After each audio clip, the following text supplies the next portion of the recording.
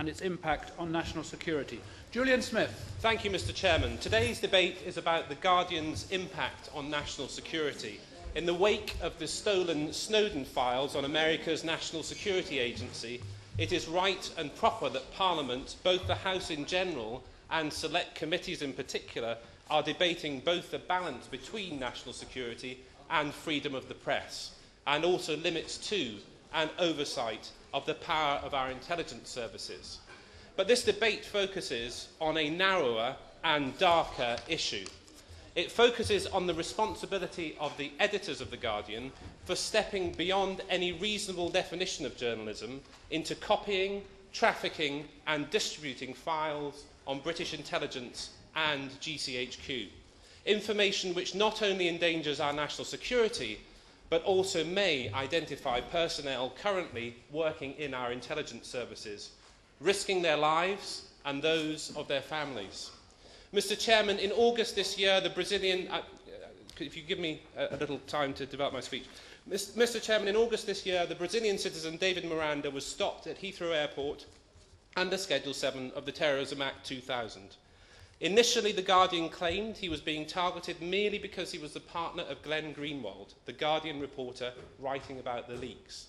He had been held for hours, they said, and denied a lawyer.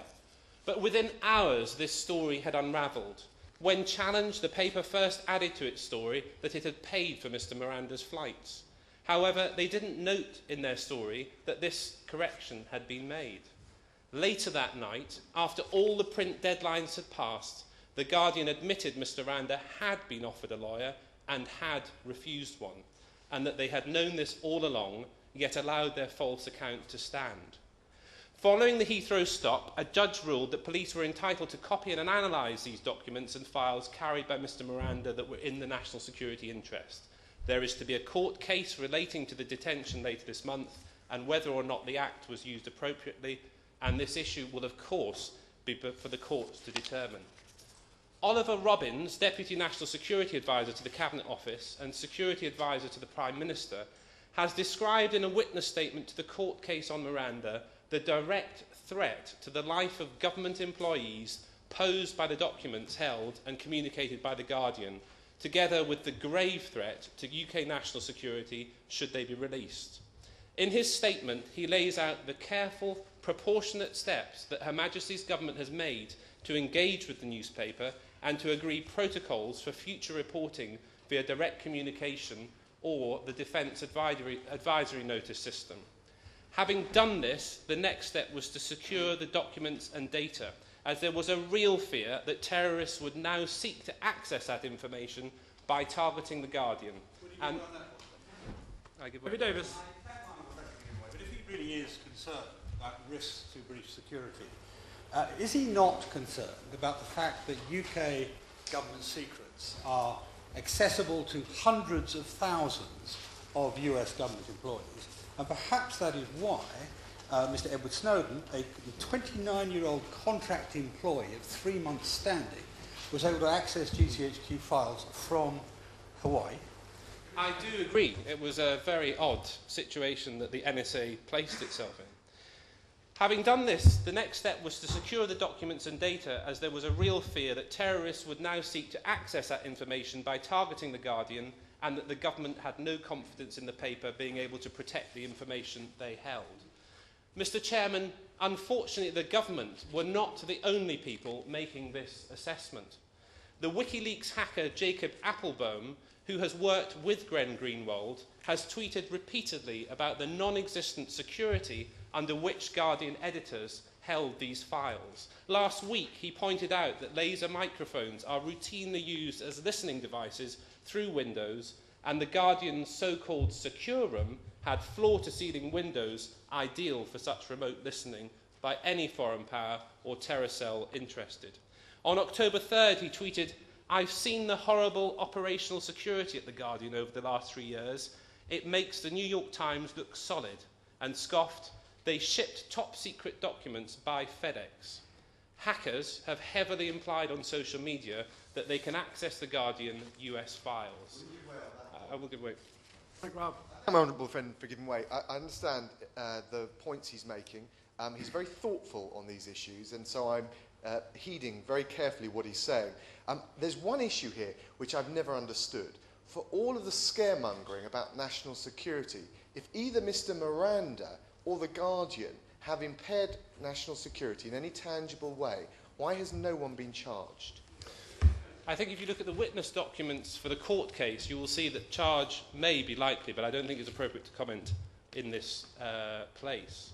The Guardian agreed with the government's request to destroy the data it held in its London office, but soon after not only revealed the confidential discussions that took place with Her Majesty's government, but in a report advertised to the world that it had in fact sent copies of the files, including information on GCHQ, to the New York Times in an article entitled Guardian Partners with New York Times over Snowden GCHQ files.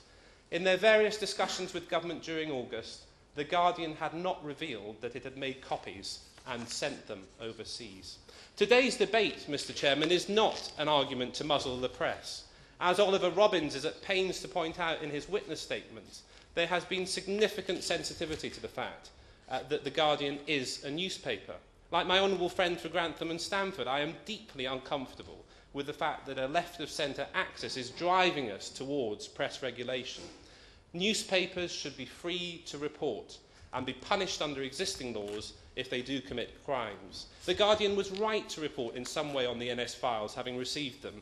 If journalism, receiving and reporting on leaks, were all that the Guardian had done, Parliament and MI5 would not now be involved. Indeed, when the full tale of the damage done to British security is revealed, our government may be criticised not for how much it interfered with a newspaper, but how much it trusted one. I will.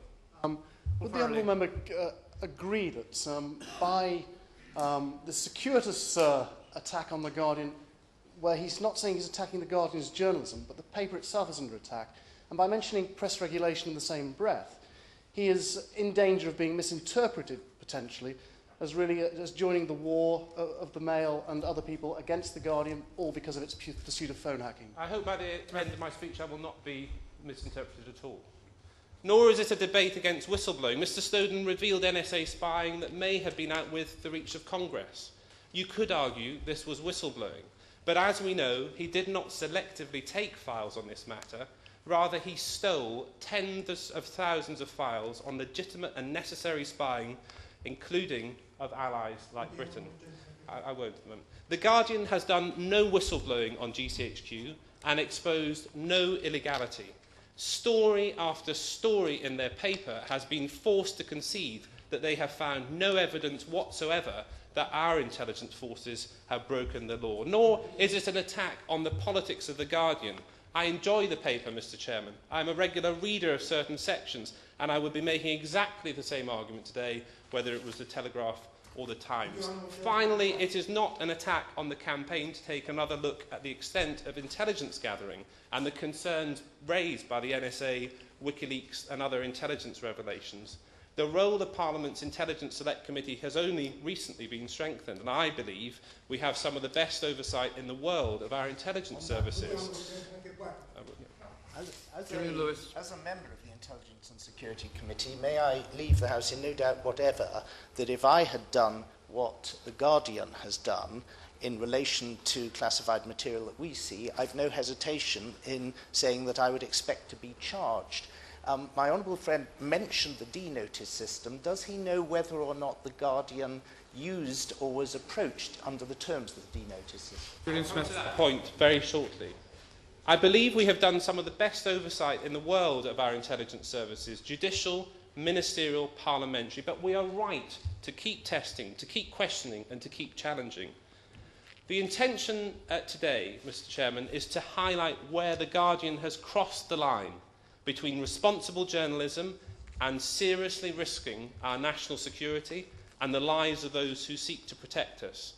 I believe that if action is not taken, there will be direct results for our national security, both now and in the future.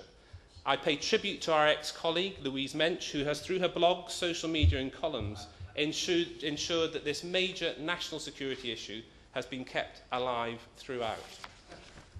Because we are in unique times, Mr. Chairman, I won't, sorry, nobody's applied to give way, and that's sort of usual in this sort of debate.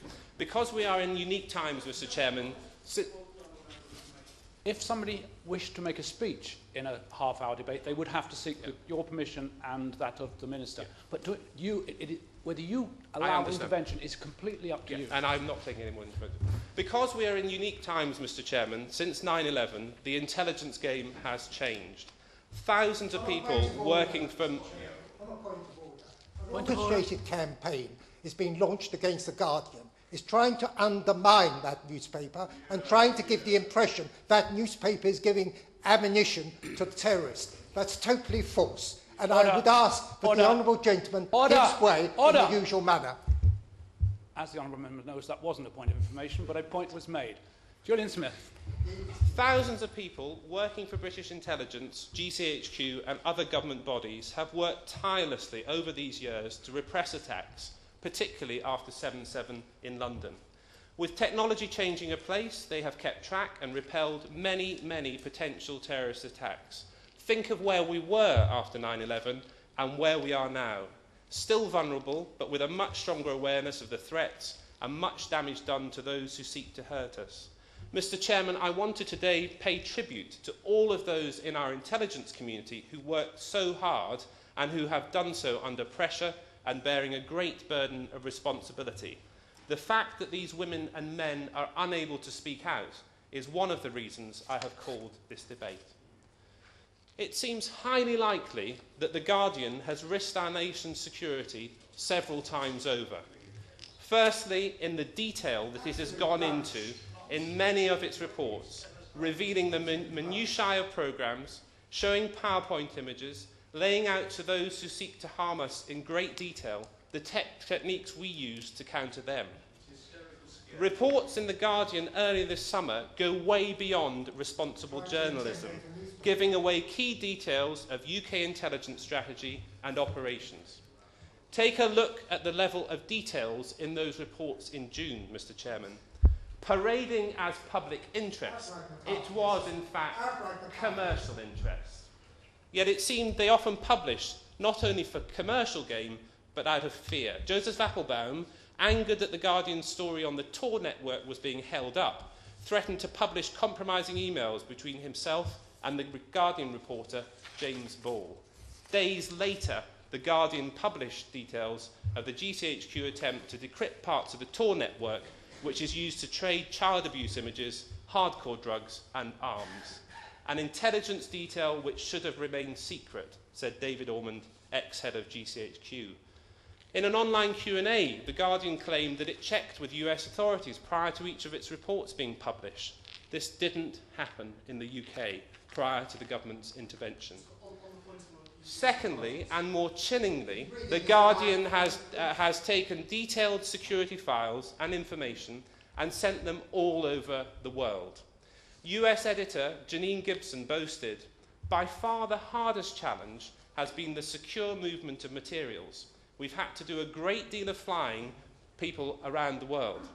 Where now was their earlier pretense to other British papers that David Miranda was merely a journalist's husband? So in spite of the actions taken by Her Majesty's government in August to destroy the files held in The Guardian's London office, these files are out there, highly vulnerable to terrorist infiltration. And not just that. These detailed files on GCHQ operations are now handed to an infinite number of extra eyes via American journalists and even bloggers. Each person multiplies the risk to this country. It's unclear whether this information contained names, but it seems a strong possibility. We know from the reports that they made about GCHQ that they had very detailed information about staff there, including the clubs and organisations they were part of, even reporting on the sexuality of GCHQ gay and lesbian staff and internal network chats. Over the summer, The Independent also saw the Snowden files and wrote a highly damaging report regarding a Middle Eastern UK base. They, like The Guardian, did not adequately balance journalism and the national interest. However, unlike their colleagues, they soon stopped. And this is what they said. In August, we too were given information from the Snowden files. It pertained to the operation of the security services. was highly detailed and had the capacity to compromise British security. Glenn Greenwald explained on social media on 10th of September, "As for the New York Times, I had no role at all in that. Those were one set of documents about UK that Guardian had. They made that choice without me." Mr. Chairman, towards the end of my remarks, I must underline that point. The Guardian focused on sending abroad revelations not about the American NSA or whistleblowing. They chose to distribute information about our own intelligence agents and GCHQ. Programmes and people they have admitted over and over again have done nothing legal. Programmes that protect Guardian employees, programmes that protect their families. To the Daily Mail last week, The Guardian denied only that it had revealed the names of spies, not of any GCHQ personnel. To communicate, not just publish, any identifying information about GCHQ personnel is a terrorist offence under the Terrorism Act 2000. Mr. Rusbridger has boasted that he is above the law. As soon as there was an explicit threat to go to law, that changed, he said, of cooperating with the government, and said he would not allow reporting to be limited by judges. And finally, as if not enough, The Guardian continues to threaten national security months after the government intervened. It boasted online about how it has taken protections to avoid penetration by intelligence services, and as far as I know, has been far from helpful in assisting the intelligence services in their quest to work out what the damage potential actually is. This is not press freedom. This is The Guardian's devastating impact on national security. The Guardian wrote its initial stories with no consultation with government. The Guardian trafficked files on GCHQ around the world, and The Guardian has dragged its feet as this government, police and intelligence services seek to limit the damage. Mr. Chairman, the Terrorism Act is very clear about the illegality of communicating information about our intelligence staff and specifically GCHQ. The Official Secrets Act is equally clear about the illegality of communicating classified information that the recipient knows or has reasonable cause to believe to be to the detriment of national security. I wrote last week to the Metropolitan Police Commissioner to ask him to investigate whether The Guardian has breached these two acts. I urge the Minister to do everything possible to ensure that the police expedite their investigation. In particular, I asked him to ensure that The Guardian has been asked for a decrypted copy of all files to which they have access, so that we may protect our agents and operations. For the sake of Britain's national security, and for those who protect our national security, we must pursue the issue we have discussed today. If we do not, we risk grave consequences, major risks for those who seek to protect us, and the setting of a terrible precedent that hiding behind the cloak of journalism gives carte blanche to risk the state's most important secrets, free of consequence and outside the law. In an age of the internet, of blogging and of self-publishing, that is a very serious precedent to set. Thank you very much, Mr. Caton, and can I congratulate my honourable friend, the member for Skipton and Ripon, on securing this debate. And I'm grateful for the opportunity to contribute to the discussion and respond to a number of the points raised, albeit that in the time allowed to me, I will struggle to take interventions given the time that we have available to us. But I would also like to respond to allegations that the government's response to Edward Snowden's leaking of stolen classified material represents an attempt to stifle the press, allegations that GCHQ misled ministers to strengthen the case for the Communications Data Bill, and suggestions that oversight of the intelligence agencies needs to improve. These allegations are respectively misleading, wrong and unfounded. I'd like to start by highlighting the huge damage to national security caused by reporting attributed to the highly classified material stolen by Edward Snowden. My honourable friend will understand why I will not comment on specific allegations made in the press or provide a full assessment of the damage. To do so would exacerbate the harm already inflicted. But there is no doubt that Snowden's actions and the publication of material stolen by him have damaged UK national security. As the Prime Minister noted last week, in many ways The Guardian admitted this when they agreed, when asked to by Cabinet Secretary Jeremy Haywood, to destroy files. The Prime Minister endorsed the speech that the new head of MI5 made on the 8th of October, where Andrew Parker explained the risk associated with revealing intelligence capabilities. It is worth repeating. He said, "What we know about the terrorists and the detail of the capabilities we use against them together represents our margin of advantage. That margin gives us the prospect of being able to detect their plots and stop them. But that margin is under attack. Publishing details of intelligence capabilities not only damages the government's ability to protect national security, it hands the advantage to the terrorists. It is the gift they need to evade us and strike at will. That is why we must keep secrets secret, and why not doing so causes such harm." Media reporting is compromising essential work done by the intelligence services and the police.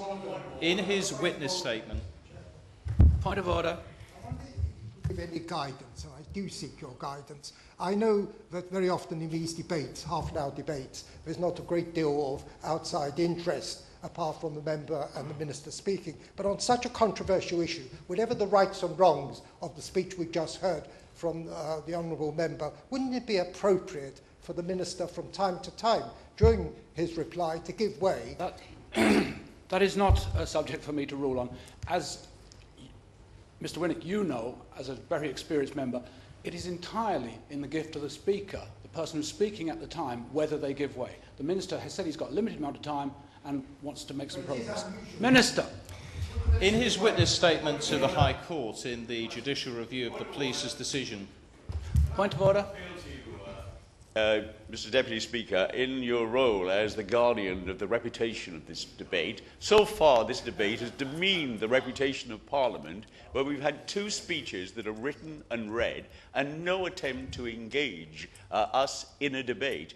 This is a piece of McCarthyite scaremongering that disgraces Parliament.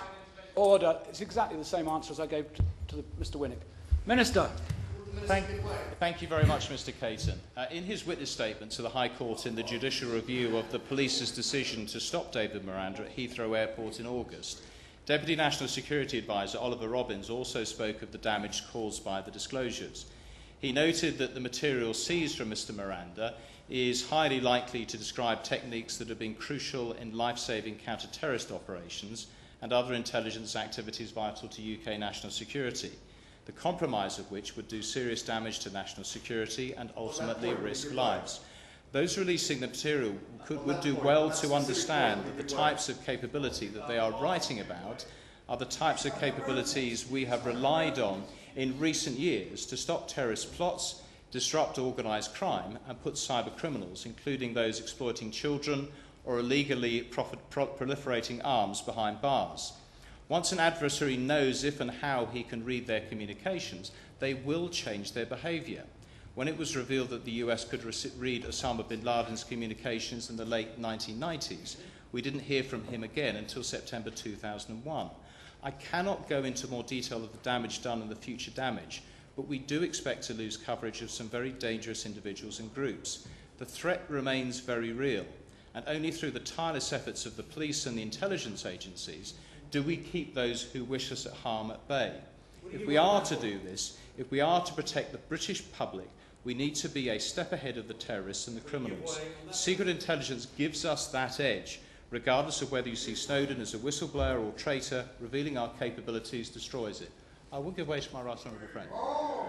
David Davis.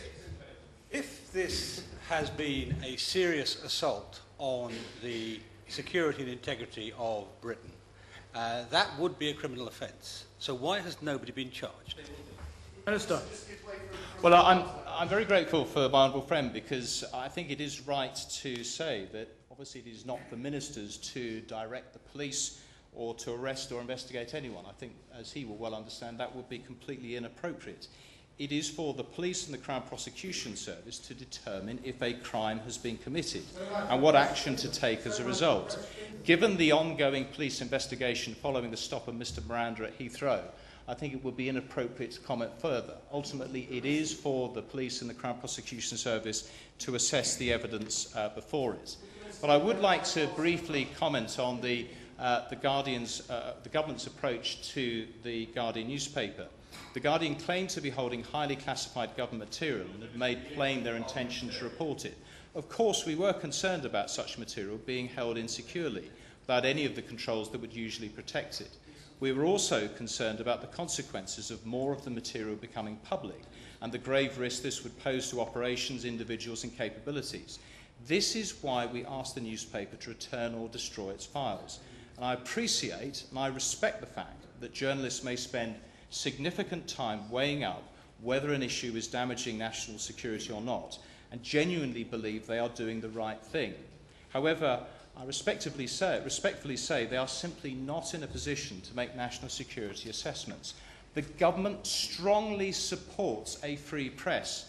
We have never denied the possibility of a debate on the issue of privacy and security or the work of the intelligence agencies. But we cannot condone the way in which others have sought to bring this debate about and the damage this has caused.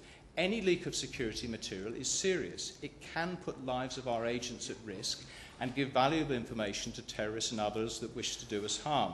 There have been calls, as we've heard, from some to prosecute, but as I've rightly pointed out, that is not a matter for me, that is a matter for the police and the Crown Prosecution Service to assess. I do need to move on, given that I have 3 minutes left. I also want to respond to suggestions there is no need to improve the police and intelligence agencies' ability to acquire communications data. This is wrong. There is a pressing need to ensure that the capabilities of our law enforcement and intelligence agencies keep pace with ever-changing technology if they are to maintain their ability to tackle terrorism and serious crime. We remain absolutely committed to ensuring that law enforcement and intelligence agencies have the powers they need to protect the public and ensure national security. Nothing that has been alleged about GCHQ's capabilities changes that. Communications technologies continue to change, and we need to move with the times. 2 parliamentary committees have considered this matter and have said there is a need for legislation. It was recently alleged that the government willfully withheld information from those committees. I reject that.